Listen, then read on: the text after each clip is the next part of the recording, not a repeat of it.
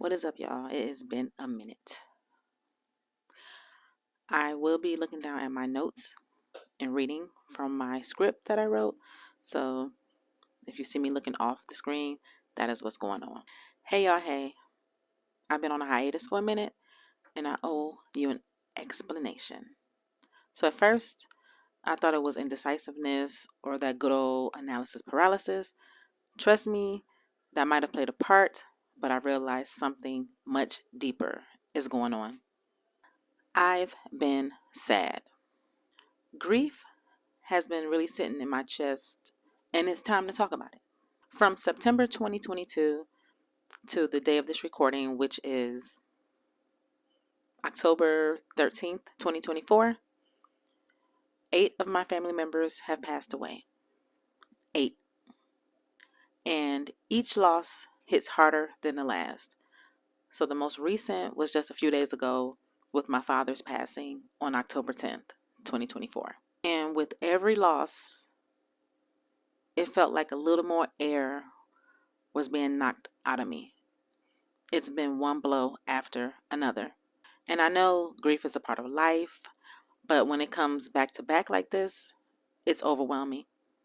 So I wanted to be open with you because it's who I am at my core, and it's what I've been practicing, what I preach for the past 11 or so years when I started this part of my channel where I share like what I'm going through and unpacking the baggage and healing in public, right? So I wanted to be open because that's who I am in my core, like I said, and I got to walk it like I talk it. And as a life story writer, someone who uses personal experiences to help others, I couldn't just keep this bottled up and pretend that everything's okay. So have you ever felt like life is just testing you? Like it's just wouldn't let up. I know many of you have experienced loss in some form, whether it's death of loved ones, the end of relationships, or even a part of yourself that you no longer recognize. It's a universal experience that we often don't know how to navigate. But there's power in our pain, which is something I've been saying for years as well. And if we choose to see it that way. Grief is messy, grief is unpredictable, but it can also be a catalyst for growth. Over the past few months, I would even say even over a year, past few years maybe, I've been thinking a lot about how I want to pivot this channel and my message. I want to return back to how things were back in 2013 when this space was more of an online journal. So it was a place where I shared my life, shared my heart, and my experiences in real time. And right now, the reality is I'm navigating grief. This season of loss has taught me something. Pain has a purpose, and I want to help you find the purpose in your pain too, which is why I'm shifting the focus of this channel. We're going to dive deeper into stories, yours and mine, because I don't want to be the only one talking. We are going to shift the narrative of how we see grief, trauma, and our challenges. And I want to guide you through the process, being a life story writer and all. How do you purpose your pain? You, specifically. How do you purpose your pain? For me, it's about creating something meaningful from the chaos. It's about storytelling. Everything is about storytelling. So I'm not sure if you're familiar with human design, but it's a system or a tool, I would say, that uses the Kabbalah, the I Ching, the chakra system, and astrology. I don't know if you can hear that. That's the ice maker. But anyway, astrology. Let me start over. It uses the Kabbalah, the I Ching, the chakra system, and astrology to help you get a better understanding of self. In my chart, I literally have the gate 13, which is the gate of the listener.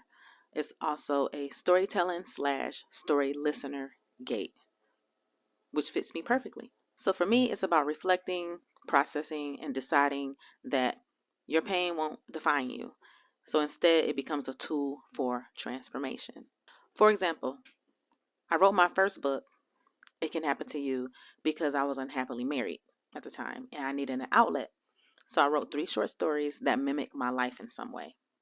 I wrote my second book because I had a hard time grappling with my identity and my self-worth after my first intimate relationship with a woman, which was also the first physically abusive relationship I was ever in. And my third book is my only nonfiction book where I wrote about a 15 plus year on and off relationship, fling, situationship, affair that I had with this dude that I realized was indeed a soul tie.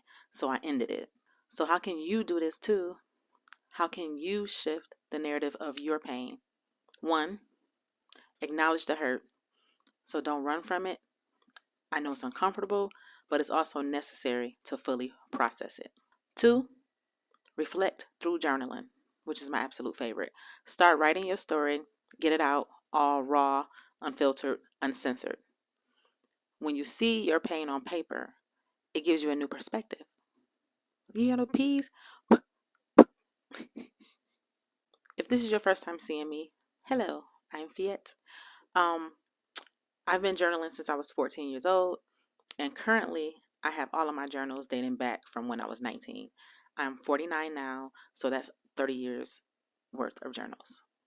Number 3, connect with others. Share your story. There's healing in community and knowing that you're not alone. When you tell your story, you might inspire someone else to confront their pain too. Because I've also been saying through the years, our stories connect and heal us. And our stories are not meant for us. They're meant to be shared. You know what I'm saying? Of course, there's some things you can keep to yourself. I mean, because boundaries. But I'm saying that's why storytelling is so powerful. That's why we connect to movies. That's why we connect to TV shows. That's why we connect through music. Is because there's a story in all of that. And we see ourselves in that story. And it gives us hope. And we can see what people have gone through. And then we can say, hey, it's possible for me to go from this point to this point. So that's why stories are powerful and important to share. Number 4, turn pain into purpose. Use what you've been through to fuel your next chapter. Like, ask yourself, what can I learn from this? How can I help others who might be going through something similar? I touched on that, in the previous, but that's number 4. Purpose often lies in helping others with the same struggles you faced. I am living proof that I'm here, still grieving, still trying to figure this shit out, but I know that there's more ahead of me and for you too. So if you're struggling, if you're overwhelmed, or you're stuck in grief, I want to hear from you. Drop a comment. So I didn't know exactly when to incorporate this into the video, but like I said, I recorded it on October 13th, 2024, 3 days after my dad passed. But then on October 30th, the guy I had been seeing passed away. It's actually where I am recording this video from, and I've been paralyzed since. So it is now December, I don't even know the date.